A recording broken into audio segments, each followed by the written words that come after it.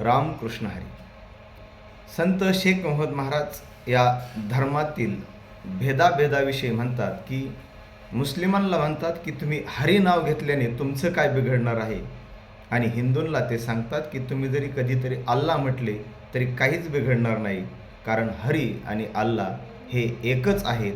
परंतु धर्माधर्माच्या नावाखाली आज जो भेदाभेद केला जातो यामुळे एक कलह निर्माण होतो.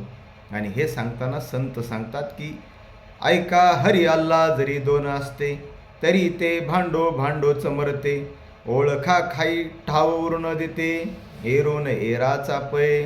आणि हरी आणि अल्लाह जर दोन असते तर एकमेकांमध्ये भांडण झालं असतं आणि त्यांनी एकमेकांचं अस्तित्व नाहीसं केलं असतं. परंतु हे दोन नाही तर ते परमात्मा तत्व एकच आहे. यत्र तत्र सर्वत्र तोच आहे, चराचरी तोच आहे. हे संत आपल्याला सांगतात. रामकृष्ण हरी.